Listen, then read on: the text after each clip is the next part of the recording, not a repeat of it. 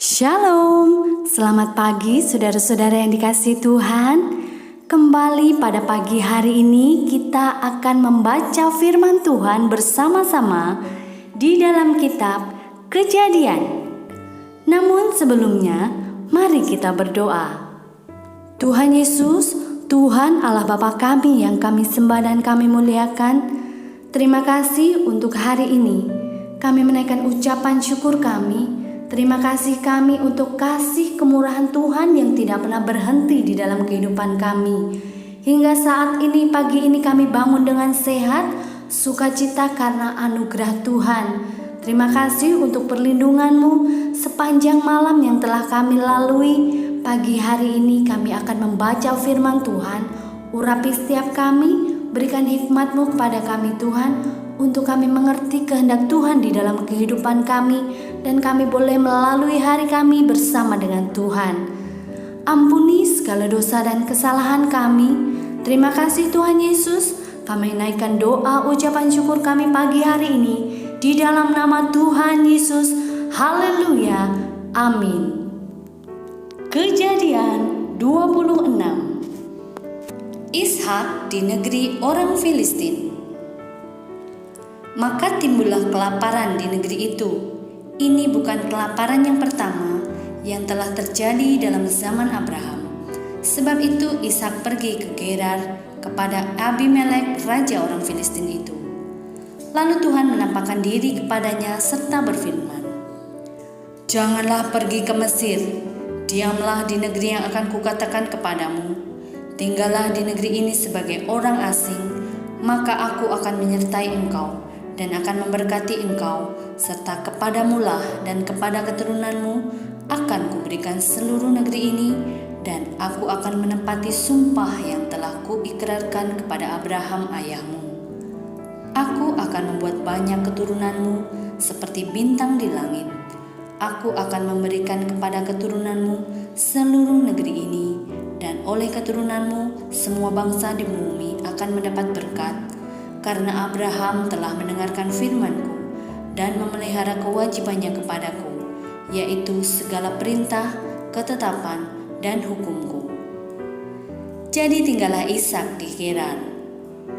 Ketika orang-orang di tempat itu bertanya tentang istrinya, berkatalah ia, "Dia saudaraku," sebab ia takut mengatakan, "Ia istriku," karena pikirnya, "Jangan-jangan aku dibunuh oleh penduduk tempat ini karena Ribka, sebab elok parasnya."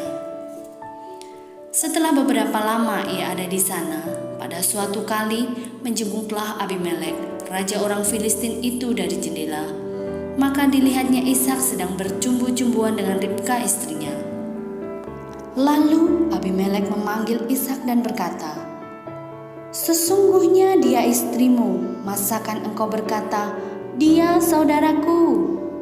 Jawab Ishak kepadanya, "Karena pikirku, jangan-jangan aku mati karena dia." Tetapi Abimelek berkata, "Apakah juga yang telah kau perbuat ini terhadap kami? Mudah sekali terjadi, salah seorang dari bangsa ini tidur dengan istrimu, sehingga dengan demikian engkau mendatangkan kesalahan atas kami." Lalu Abimelek memberi perintah kepada seluruh bangsa itu, "Siapa yang mengganggu orang ini atau istrinya, pastilah ia akan dihukum mati." Maka menaburlah Ishak di tanah itu, dan dalam tahun itu juga ia mendapat hasil 100 kali lipat, sebab ia diberkati Tuhan. Dan orang itu menjadi kaya, bahkan kian lama kian kaya, sehingga ia menjadi sangat kaya. Ia mempunyai kumpulan kambing domba dan lembu sapi serta banyak anak buah, sehingga orang Filistin itu cemburu kepadanya. Segala sumur yang digali dalam zaman Abraham ayahnya oleh hamba-hamba ayahnya itu telah ditutup oleh orang Filistin dan ditimbun dengan tanah. Lalu kata Abimelek kepada Ishak, "Pergilah dari tengah-tengah kami, sebab engkau telah menjadi jauh lebih berkuasa daripada kami."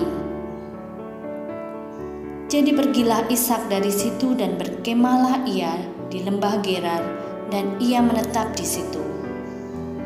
Kemudian Ishak menggali kembali sumur-sumur yang digali dalam zaman Abraham ayahnya dan yang telah ditutup oleh orang Filistin sesudah Abraham mati.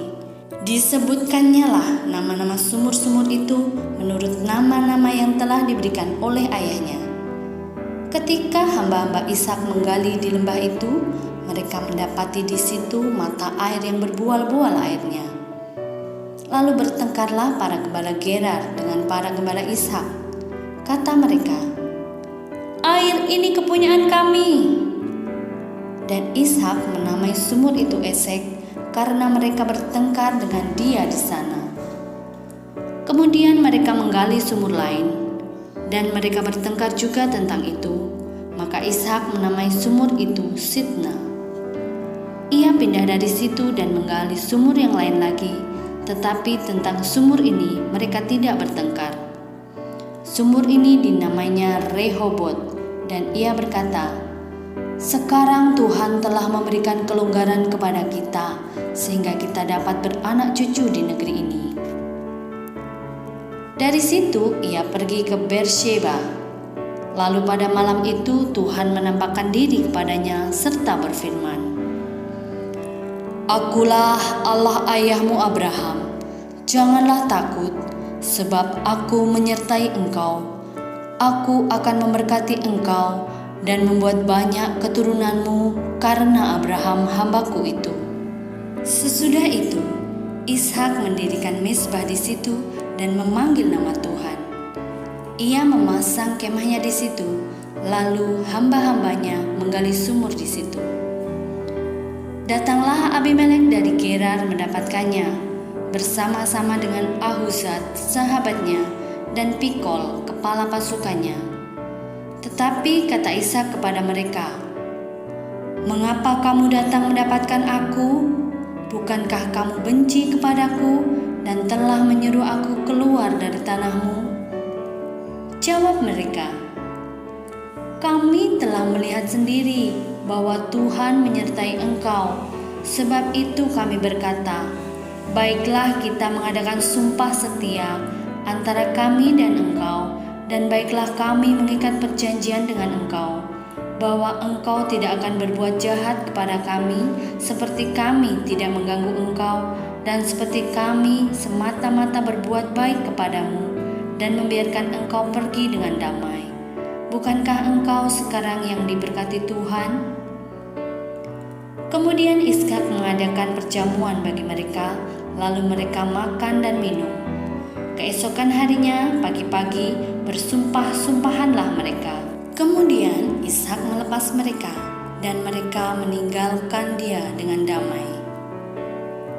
Pada hari itu datanglah hamba-hamba Ishak memberitahukan kepadanya tentang sumur yang telah digali mereka, serta berkata kepadanya, "Kami telah mendapat air." Lalu dinamainya lah sumur itu Sheba. Sebab itu nama kota itu adalah Beersheba sampai sekarang. Ketika Esau telah berumur 40 tahun, ia mengambil Yudit, anak Baeri orang Het, dan Basmat, anak Elon orang Het, menjadi istrinya. Kedua perempuan itu menimbulkan kepedihan hati bagi Ishak dan bagi Ribka.